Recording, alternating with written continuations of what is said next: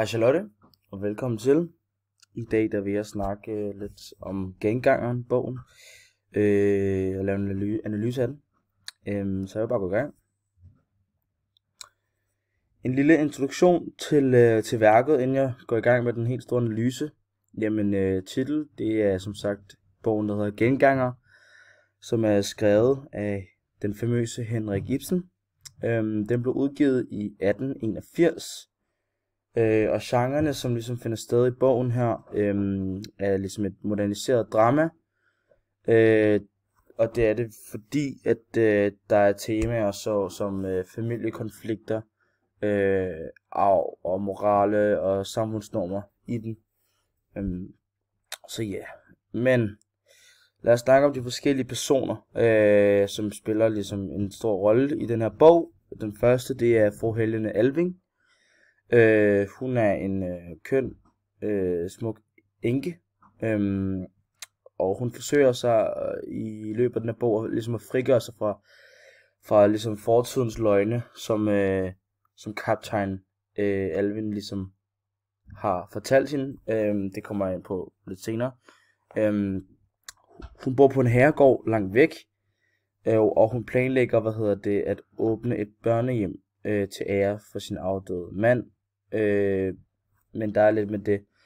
Det kommer jeg også ind på senere. Så har vi kaptajn Alving, som er den her mand, som samfundet ligesom opfatter som værende meget sådan hæderlig. Men i virkeligheden, der var han en alkoholiker og var en utro ægtemand. Så det er lidt sjovt, at samfundet ligesom opfatter ham som en hæderlig, men det gør det måske, fordi at han har en stor formue, som fru Helene ligesom får efter han dør, og fru Helene vil ikke dele den formue med hendes søn.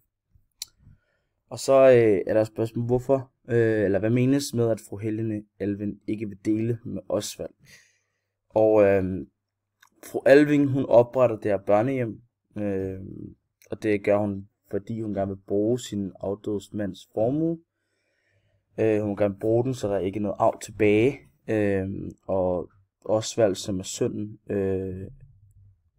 hun tager ligesom sådan den her morrolle med, at hun ønsker ikke at skade Osvald. Hun vil gerne undgå, at han arver de her penge, som ligesom er tjent af kaptajn Alvin, som har levet en livsstil, som fru Alvin synes er umoralsk og ikke korrekt. Så sådan symbolsk, så distancerer hun sin søn fra den dårlige livsstil og prøver ligesom at bruge det til noget. Altså hun bruger hele formuen, så Osvald ikke kan bruge noget, fordi at hun ikke vil have, at Osvald skal få penge for noget, som de simpelthen ikke kan stå indenfor. Osvald. Jamen, hvem er Osvald? Osvald, han er en kunstner, som lever i udlandet. Han vender sig dog hjem, i det han skal hjem til indvielsen. Når han vender hjem, så afslører han sin arvelige sygdom, som på daværende tidspunkt er ikke så rar at få på det tidspunkt, lad os bare sige det sådan. Man får ikke rigtig at vide, hvad han fejler. Men Henrik Ibsen antyder, og det gør han via dialog og beskrivelser, hvad han fejler. Har også et citat på her om lidt. Osvalds sygdom her. Osvald siger, citat i bogen her: "Jeg begyndte at føle det derinde i solen. De forbandede slørede. Det falder ned foran mit ansigt, og så mørket, det skrækkelige mørke. Ved du, hvad det betyder?" Så siger fru Alving: "Ja, jeg ved det." Osvald svarer: "Og jeg ved det også. Jeg kan ikke arbejde mere. Jeg kan ikke tænke mere. Jeg kan slet ikke holde ud at tænke." Og det her citat, det belyser egentlig en del ting. Det belyser ligesom Osvalds frygt, han har over for sin sygdom, over at han simpelthen han kan ikke arbejde mere. Og han ved det godt selv. Han er godt selv klar over det. Så har der også den her desperation. Så han er simpelthen desperat over, han altså sådan han kan ikke mere, han kan slet ikke tænke mere, han kan ikke holde ud at tænke mere overhovedet. Han er sådan ligesom desperat for, at ligesom, der kommer en ende til det her sygdomsforløb. Ibsen undgår ligesom at nævne, som sagt, den her sygdom, men gennem som beskrivelse som for eksempel det skrækkelige mørke, så mener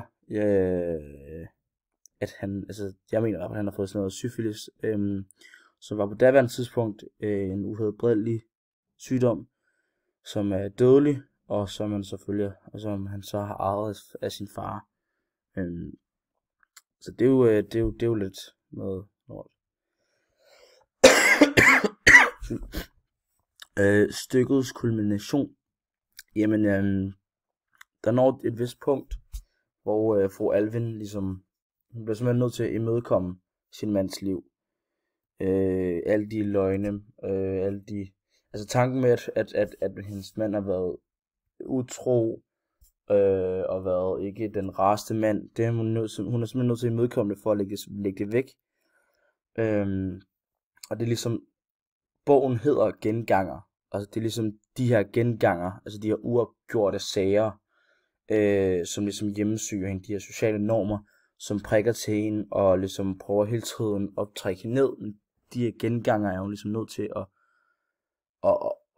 imødekomme, og så i det hun imødekommer dem, så altså forhåbentlig forsvinder de.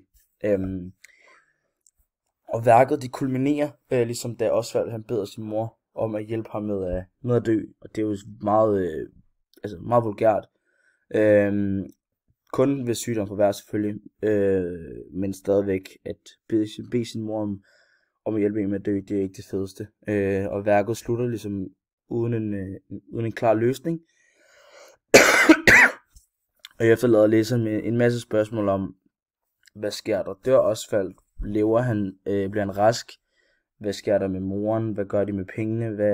Altså alt det der, hvordan går det med børnehjem? Altså alt, det er ligesom, det bare bliver efterladt en masse spørgsmål som læseren. Så, men ja, det var egentlig det, jeg havde at sige om Gengangeren. Ja, det har jeg sgu ikke så meget med at sige, så jeg vil bare sige tak for din tid, så håber vi ses. Hej.